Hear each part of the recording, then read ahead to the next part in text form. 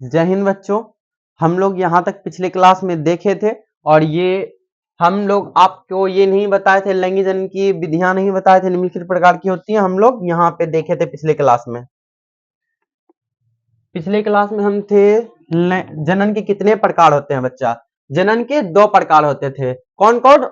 अलैंगिक और लैंगिक जनन। अलैंगिक और लैंगिक जनन, ए सेक्सुअल रिप्रोडक्शन और सेक्सुअल रिप्रोडक्शन, ए सेक्सुअल रिप्रोडक्शन और सेक्सुअल रिप्रोडक्शन में थे। और कायिक जनन एक प्रकार का क्या है? अलैंगिक जनन एक प्रकार का क्या है? अलैंगिक जनन। यहां तक हम लोग देखे थे।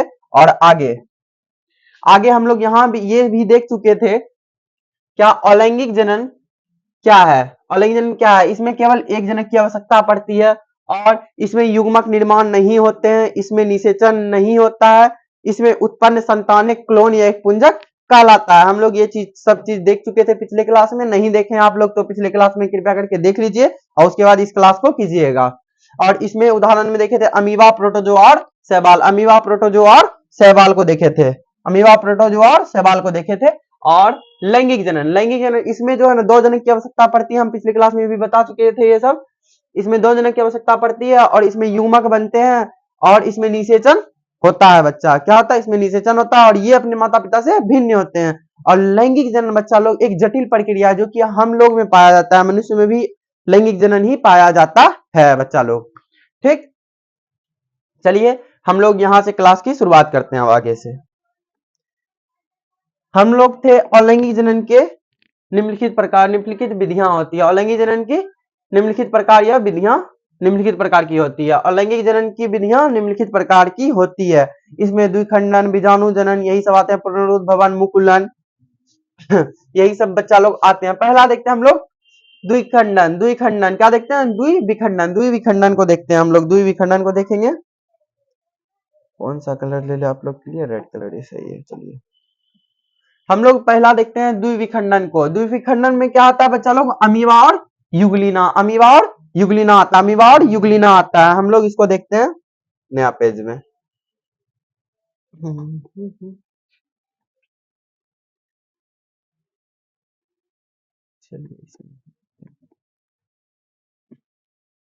देखिए क्या था द्विविखंडन। द्विविखंडन जैसे कि बच्चा लोग अमीबा, हमने ये आप लोग को बता चुका है। अमीबा ये क्या है बच्चा लोग? केंद्रक है। क्या है? केंद्रक है। ये जो है ना बच्चा, ये 2 भागों में बट जाता है। क्या होता है? 2 भागों में बटता है। जैसे कि ये वृद्धि करता है, ये धीरे धीरे बड़ा होता है। और क्या होता है? इसका जो केंद्रक है ना, ये 2 भागों में पहले बढ़ जाता है। क्या बढ़ जाता है? 2 भागों में केंद्रक बढ़ जाता है। और ये दोनों एक निश्चित समय आने के बाद ये दोनों अलग हो जाता है। क्या हो जाता है? अलग हो जाता है। क्या होता है बच्चा लोग? अलग हो जाता है। और यही कहलाता है द्विखंडन। द्विखंडन कहलाता है, यही कहलाता है द्विखंडन। क्योंकि मातृ कोशिका, ये क्या है बच्चा लोग? मातृ कोशिका। ये क्या है बच्चा लोग? मातृ कोशिका। यही कोशिका से जो है ना, ये एक कोशिकीय जीव है बच्चा लोग। ये एक कोशिकीय जीव है और यही कोशिका जो है ना 2 भागों में बट के क्या बना लेता है? ये संतान है। ये इसकी क्या बना लेता है? संतान बना लेता है। संतान बन जाता है। ये खुद ही विभाजित होकर नया जीव बन जाता है। क्या हो जाता है? नया जीव बन जाता है। तो इसी को क्या बोलते हैं? द्विविखंडन। इसी को क्या बोलेंगे बच्चा लोग? द्विविखंडन। जो कि एक से ही अपने आप को 2 भागों में विभाजित कर ले, उसे क्या बोलेंगे? द्विविखंडन। और ऐसे ही अमीबा और युगलिना आता है बच्चा। जैसे कि देखिए अमीबा और युगलिना ऐसे ही आता है। ठीक, और बीजाणु जनन। बीजाणु जनन हम लोग बीजाणु जनन को देखेंगे, जिसमें क्लेमाइडोमोनास आएगा बच्चा लोग और पेनिसिलियम आएगा। क्लेमाइडोमोनास और पेनिसिलियम आएगा बच्चा लोग। और ये आप लोग जो है ना अच्छे से उतार लीजिए, ये ऑब्जेक्टिव के लिए महत्वपूर्ण है। स्क्रीनशॉट ले लीजिए, नहीं तो उतार लीजिए। चलिए उम्मीद करते हैं कि रोक लिए होंगे वीडियो, नहीं तो उतार लीजिए, नहीं तो स्क्रीनशॉट ले लिए होंगे। चलिए बीजाणु जनन। बीजाणु जनन किसमें होता है? क्लेमाइडोमोनास और पेनिसिलियम में। बीजाणु जनन किसमें होगा बच्चा लोग? क्लेमाइडोमोनास और पेनिसिलियम में होगा। चलिए आगे बढ़ते हैं। मुकुलन। मुकुलन, मुकुलन ये ईस्ट में होता है बच्चा लोग। किसमें होता है? ईस्ट में। मुकुलन किसमें होता है? ईस्ट में होता है। मुकुलन किसमें होगा? ईस्ट में मुकुलन होगा, जैसे कि हम लोग देखते हैं। चलिए इसको मिटाते हैं। ये भी अगर उतारना चाहते हो तो उतार लीजिएगा। चलिए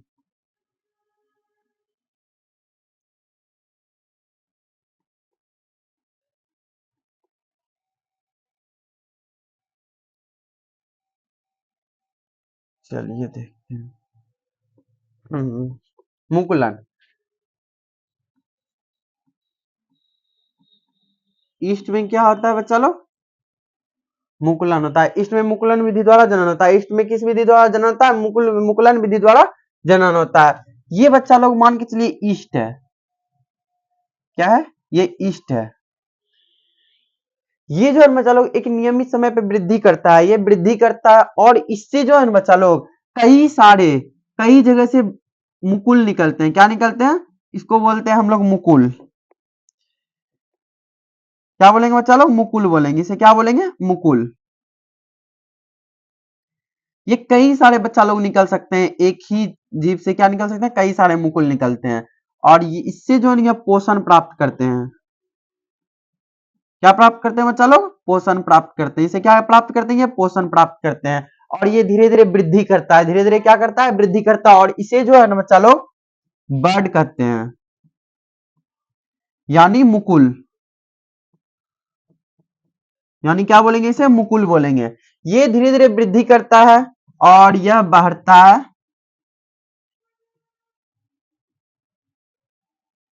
और ये धीरे धीरे क्या हो जाएगा?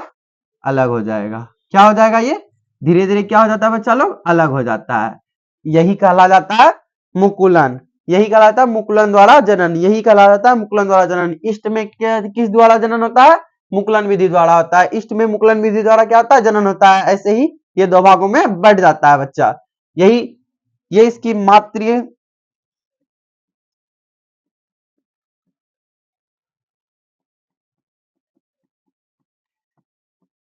ये इसकी मात्र ये कोशिका है। ये इसकी मातृ कोशिका और ये जो है ना आगे चल के ये भी दो भागों में बढ़ जाता है। ऐसे इसी कहेंगे मुकुलन। ये मुकुल द्वारा होता है। चलो इसलिए इसे मुकुलन कहते हैं। चलिए आगे बढ़ते हैं। हम लोग इसे आगे और अच्छे से देखेंगे बच्चा। चलिए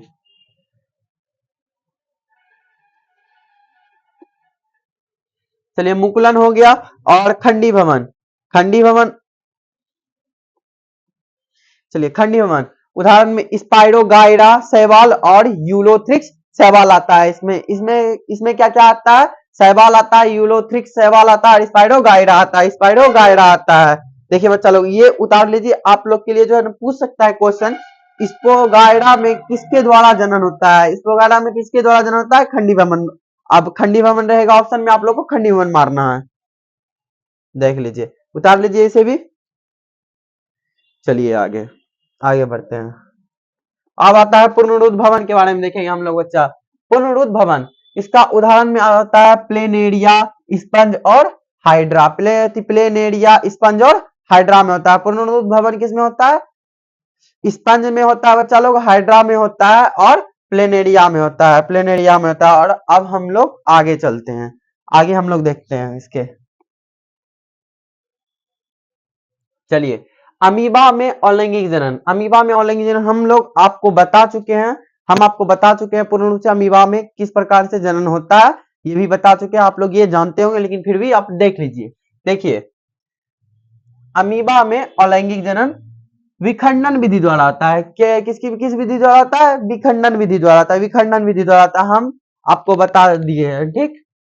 अमीबा में एक निश्चित वृद्धि के बाद क्रोमोसोम का क्या होता है? द्विगुणन होता है। क्रोमोसोम का क्या होता है? द्विगुणन होता है।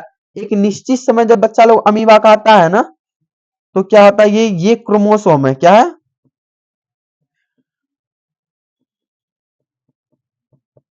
ये क्रोमोसोम है। इसका क्या होता है? द्विगुणन। ये जो है ना बच्चा लोग दो भागों में बंटता है। क्या हो जाता है? ये दो भागों में बढ़ जाता है और यही यहां से अलग होके एक नया जीव ये बन जाता है। एक नई कोशिका बन जाती है। यही कह रहा है यहाँ पे कि एक निश्चित समय के बाद क्रोमोसोम का द्विगुणन होता है तथा केंद्रक विभाजित होकर दो भागों में दो पुत्री कोशिकाओं को जन्म देती है। दो भागों में यह बढ़ जाती है, दो पुत्री कोशिकाओं को जन्म देती है। क्या हो जाता है? केंद्रक विभाजित होकर दो पुत्री कोशिकाओं को जन्म देती है। दो पुत्री कोशिकाओं को जन्म देती है। जैसे कि उदाहरण में अमीबा और अमीबा बच्चा लोग, अमीबा जो है ना कूटपाद से भोजन को पकड़ता है। किससे पकड़ता है? कूटपाद से। कूटपाद से, जैसे कि अमीबा कूटपाद से भोजन को ग्रहण करता है या पकड़ता है। भोजन को पकड़ता है। अब हम लोग आगे देखेंगे, ये आप लोग उतारना चाहेंगे, ये उतार लीजिए अभी। अब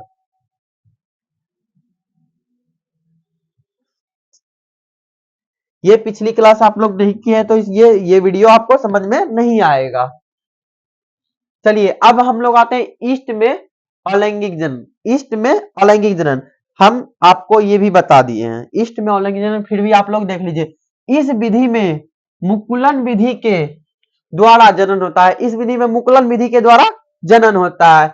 इस विधि में मातृकोशिका के शरीर से, मातृकोशिका के शरीर से क्या निकलते हैं? अनेक बर्ड यानी मुकुल निकलते हैं, अनेक मुकुल निकलते हैं। हम आपको बता दिए कि ये है ईस्ट था, इससे क्या निकला? इससे बर्ड निकला यानी मुकुल, और ये वृद्धि करके क्या हो गया? दो दो भागों में ये बट गया।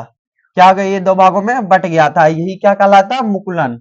यही क्या कहलाया? मुकुलन विधि द्वारा जनन कहलाया था। यही मुकुलन विधि द्वारा जनन कहलाता है। ये दो इष्ट बन गया।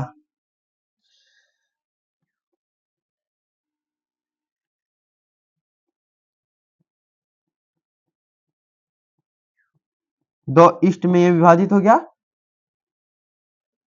तो ये क्या कहलाया? मुकुलन विधि। मुकुलन विधि कहलाया। ये हम लोग आपको बता चुके हैं। चलिए आगे बढ़ते हैं। अब देखिए, अब हम लोग आते हैं कवक में अलैंगिक जनन। कवक में अलैंगिक जनन आप लोग को ये चीज ये ध्यान से देखना है। कवक में अलैंगिक जनन देखिए, कवक, हाँ ठीक हो गया। कवक में अलैंगिक जनन कई प्रकार से होते हैं, कई प्रकार से होते हैं।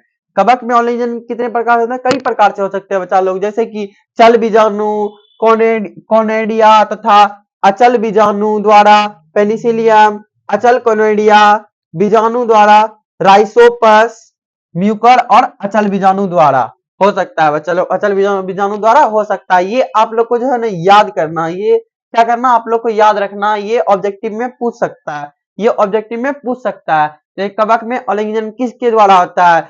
बोलेगे आप लोग कई प्रकार से होता है, जैसे कि कोनेडिया, अचल कोनेडिया, अचल अचल बीजाणु द्वारा होता है। ये सभी आप लोग बोल सकते हैं। म्यूकर द्वारा होता है। ये सब आप लोग अच्छे से बोल सकते हैं। ये लोग आप लोग को हेल्प करेगा एग्जाम में। आइए आगे देखते हैं।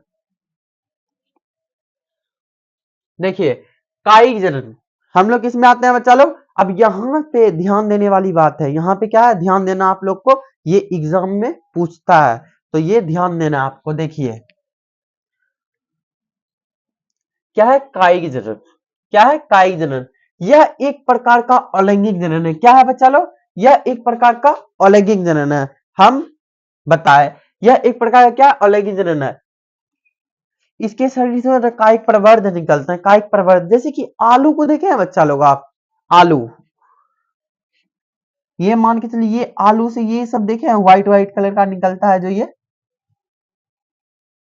यही जो है बच्चा लोग, यही यही जो है यही कहलाता है नया जीव। क्या कहलाता है? नया जीव। इसी से बनता है नया जीव। यही होता है कायिक प्रवर्ध। यही क्या होता है? कायिक प्रवर्ध होता है। यही होता है कायिक प्रवर्ध। यही होता है कायिक प्रवर्ध होता है बच्चा। चलिए, क्योंकि देखते हैं हम लोग इसको, क्योंकि इसमें किसी प्रकार के गैमिट नहीं बनते। इसमें किसी भी प्रकार के गैमिट नहीं बनते हैं। कायिक जनन बच्चा लोग किसी भी प्रकार के गैमिट नहीं बनते हैं। क्या नहीं बनते? गैमिट नहीं बनते। और यह एक ही जनक पौधे से नए पौधे का निर्माण होता है। यह एक ही जनक पौधे से नए पौधे का निर्माण होता है। आप लोग को जैसे कि उदाहरण में पौधे में कायिक प्रवर्धन, पौधे में कायिक प्रवर्धन निम्नलिखित प्रकार से होते हैं। पौधे में कायिक प्रवर्धन कितने प्रकार से होते हैं? निम्नलिखित प्रकार से, प्रकंद, कंद, भूअस्तारिका, अंतःभूअस्तारिका, उपभूअस्तारिका इत्यादि, यही सब के द्वारा होता है। बल्ब बल्ब देखिए, प्रकंद, कंद, बल्ब, उपभूअस्तारिका, अंतःभूअस्तारिका, भूअस्तारिका इत्यादि, इतने द्वारा क्या होता है? कायिक जनन होता है। इतने द्वारा क्या होता है? कायिक जनन होता है। इतने द्वारा क्या होता है? कायिक जनन होता है। जैसे कि हम लोग देखेंगे उदाहरण में आलू को, किसे क्या देखेंगे? आलू को देखेंगे। चलिए देखते हैं। आलू में भूमिगत तने के फूले हुए भाग से कंद बनते हैं। आलू में बोलता है चलो जो कि फूला हुआ भाग रहता है उससे क्या बनता है, कंद बनता है। क्या बनता है, कंद। देखिए ये बड़ा सा आलू ले लिए हम, ये क्या रहा बच्चा लोग, ये कंद रहा। ये फूला हुआ भाग से क्या बनता है, ये कंद बनता है। ये फूला हुआ रहता है, ये निकला हुआ थोड़ा थोड़ा सा, इसी से क्या बनता है, कंद। तो वही बोलता है आलू के भूमिगत तने के फूले हुए भाग से कंद बनते हैं। जैसे कि अदरक में भूमिगत प्रकंद बनते हैं। अदरक में भूमिगत क्या बनते हैं, प्रकंद बनते हैं।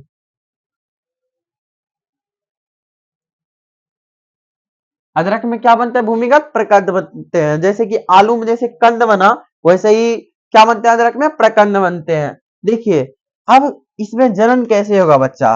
अब मान के चलिए आप इसे काट दिए, आप इसे लगा दिए, जमीन मिट्टी के अंदर डाल दिए, और इसे काट के लगा दिए। आप क्या किए, पेड़ को लगा दिए ऐसे। तो ये क्या होगा, एक ही पौधे से कई सारे कद बनते हैं बच्चा लोग। इसी से यही एक नया जीव का निर्माण करेगा। ये यही भाग क्या करेगा, नया जीव का निर्माण करेगा।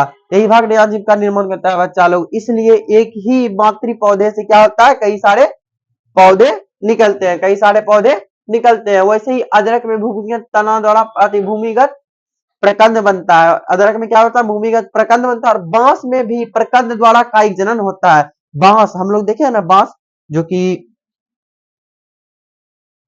ऐसे ऐसे होता है,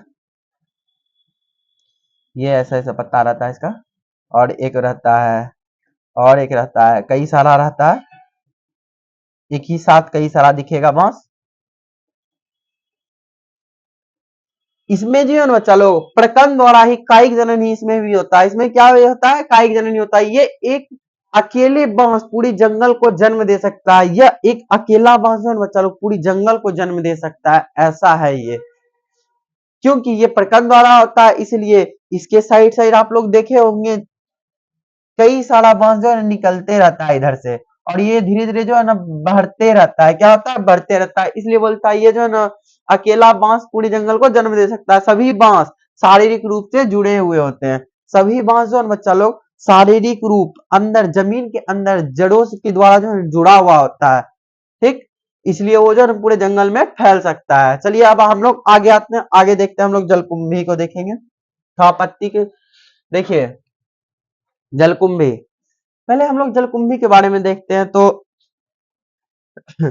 देखिए जलकुंभी का वैज्ञानिक नाम वाटर हाइसिंदी है। क्या है, वाटर हाइसिंदी है।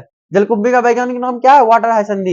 एक बंगाल के राजा विदेश गए थे घूमने के लिए, वहां पे जो है ना तालाब में जो है ना जलकुंभी को देखा। क्या देखा, तालाब में किसको देखा बच्चा लोग,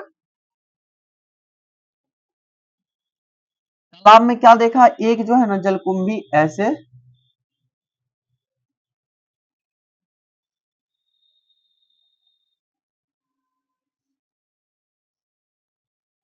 और इसमें जो है ना बच्चा लोग फूल देखा खिला हुआ।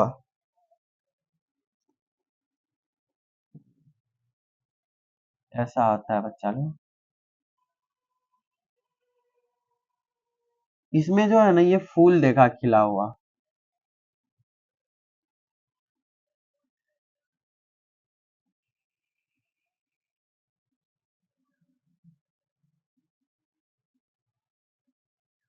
और यह जो है बच्चा लोग राजा जो है ना भाग गया, बहुत ज्यादा मन में भाया कि अरे भाई विदेश में ऐसा, मतलब ये तो बहुत अद्भुत सा लग रहा है हमको, पानी में जो खिलता है। तो राजा भी क्या किया, रानी को प्रसन्न करने के लिए जो है ना ये एक एक पौधा वहां से विदेश से ले आया। कहा, रानी को देने के लिए। रानी को देने के लिए क्या लाया, विदेश से एक पौधा लाया। चलो वही था ये जलकुंभी, वही था, क्या था, जलकुंभी। और राजा जब बंगाल आया तो जो है ना ये एक तालाब में, क्या हुआ, चलो ये एक तालाब में इसको दे दिया। इसको क्या किया, तालाब में, एक तालाब में इसको दे दिया।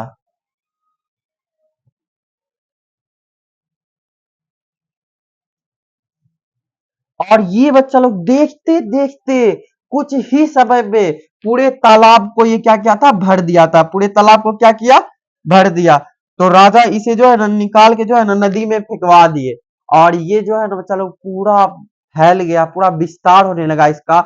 और यह स्थिर जल में बहुत ही ज्यादा तेजी से वृद्धि करता है। स्थिर जल में जो है ये बहुत ही तेजी से वृद्धि करता है। अब बहता हुआ पानी में तो नहीं कर सकता जल्दी वृद्धि, और तेजी से ये क्या करता है, स्थिर जल में वृद्धि करता है। इसलिए जो है ना इसे, ये बंगाल से जब फैला बच्चा लोग, इसे जो है ना बंगाल का आतंक के नाम से जानते हैं। इसे क्या जानते हैं, बंगाल का आतंक के नाम से जानते हैं। ये बच्चा लोग करता क्या था ऑब्वियसली, देखिए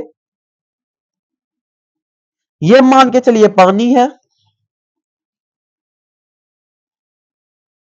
इसमें जो है ना बच्चा लोग सुंदर सुंदर मछलियां तैर रही थी, और ये जलकुंभी का आगमन हुआ। जलकुंभी का आगमन हुआ तो ये बहुत सारा फैल गया। क्या हुआ, जलकुंभी क्या हुआ, बहुत सारा फैल गया। जलकुंभी जो है ना ऊपर ऊपर जो है ना पूर्ण रूप से पूरे तालाब में फैल गया था।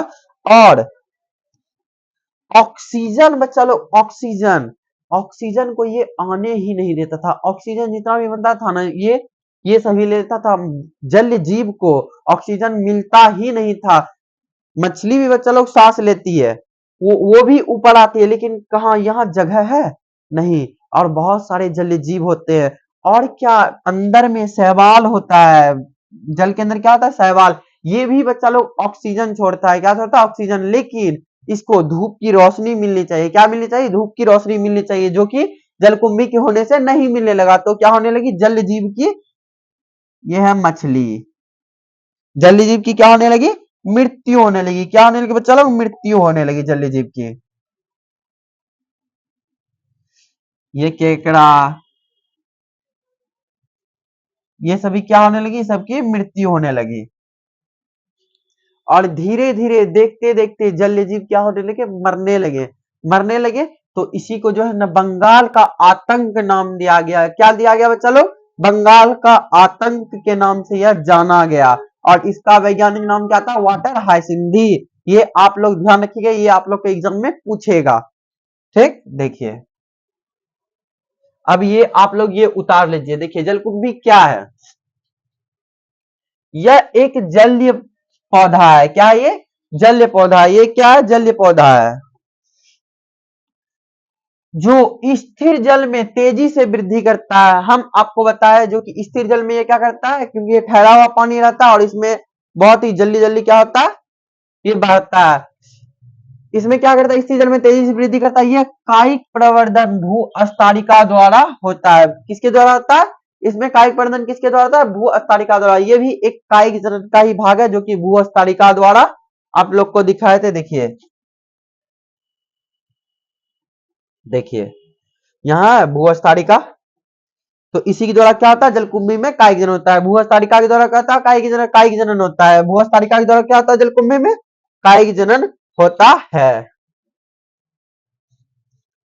तो देखिए यह एक विदेशी खरपतवार पौधा है। यह क्या है, विदेशी खरपतवार पौधा है। यह विदेश से लाया गया था, जो पूरे जल पे ऑक्सीजन को खींच लेता है, जो पूरे जल में ऑक्सीजन को खींच लेता है, जिसके कारण से जल जीव प्रभावित होते हैं। जलकुंभी को बंगाल का आतंक के नाम से जाना जाता है।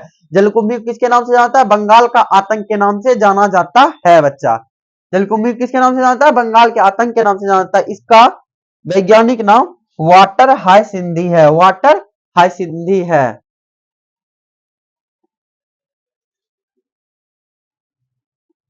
देखिए जलकुंभी का वैज्ञानिक नाम वाटर हाइसिंथी है।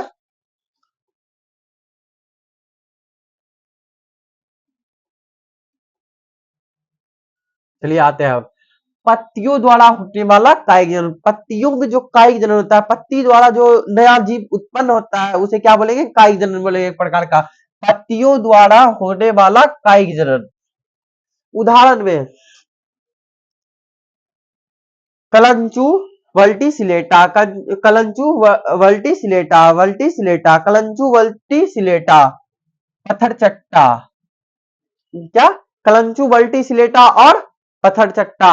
ये जो है बच्चा, इसके पत्तियों के द्वारा जो है एक नया जीव बनता है। किसके द्वारा, इसके पत्तियों के द्वारा जो है नया जीव बनता है। कलंचू वल्टीसिलेटा और पत्थर चट्टा, ये पौधा होता है, इसके इसमें जो है ना बच्चा लोग पत्तियों के द्वारा जनन होता है, पत्तियों से ही जो है ना नया नया जीव बन सकता है, नया नया पौधा बन जाता है इसका। जैसे कि हम लोग देखेंगे, ये है पतरचट्टा। पतरचट्टा पत्तियों के कटे किनारों से, ये मान के चलिए ये एक पत्ती है,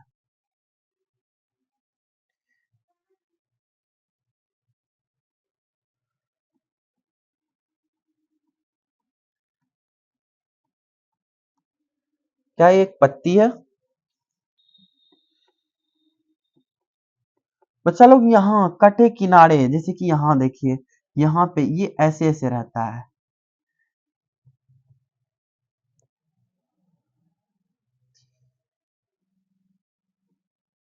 तो इसके कटे किनारे से उपस्थानिक कलिकाएं उत्पन्न होती है, उपस्थानिक कलिकाएं उत्पन्न होती है। यहीं से बच्चा लोग क्या होती है, उपस्थानिक कलिकाएं उत्पन्न होती है। उपस्थानिक कलिकाएं क्या होती है बच्चा लोग, उत्पन्न होती है, और ये धीरे धीरे क्या बन जाती है, एक एक ये एक नया पौधा बन जाता है। क्या बोलता है, पत्थर चट्टान पत्तियों के कटे किनारों से उपस्थानिक कलिकाएं उत्पन्न होती है। ये कलिकाएं मातृ पौधे से अलग होकर एक नया पौधे को जन्म देती है। ये पौधा क्या करता है, ये जो मातृ से निकल के, मातृ पौधे से निकल के एक नया पौधा को क्या करता है, जन्म देता है। बच्चा लोग क्या करता है, नया पौधा को जन्म देता है। यहां तक हो गया आप लोग का, यहां तक उतार लीजिए। ये उम्मीद करते हैं आप लोग को ये समझ आया होगा। चलिए देखिए, लैंगिक जनन, यानी अब हम लोग लैंगिक जनन में आ चुके हैं, और लैंगिक का पूरा पोर्शन खत्म हो चुका है। ठीक, अब हम लोग देखेंगे लैंगिक जनन के बारे में, सेक्सुअल रिप्रोडक्शन के बारे में, और लैंगिक जनन में क्या क्या आता है नहीं आता है, हम सभी चीजों को पढ़ेंगे। हम पहले देखते हैं, इसमें इसमें दो विपरीत लिंग वाले जनक की आवश्यकता होती है। कितने जनक की आवश्यकता है, दो विपरीत लिंग वाले जनक की आवश्यकता होती है, जैसे कि नर और, जैसे कि नर और मादा, जैसे कि नर और मादा। और इसमें युग्मक का निर्माण होता है, युग्मक का निर्माण होता है।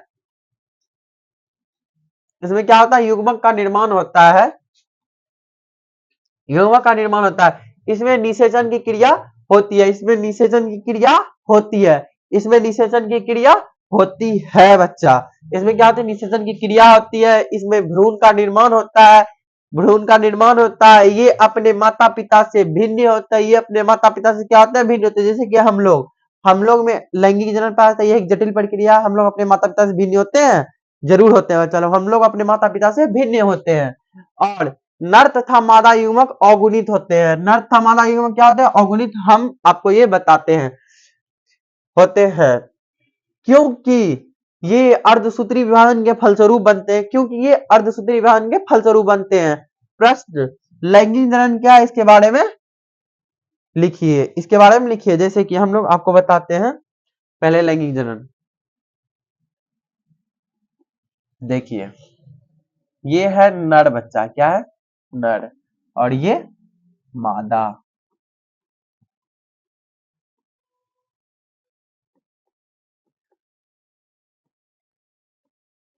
इसमें क्या बनते हैं, युग्मक। इसमें नर युग्मक बनेगा, इसमें मादा युग्मक।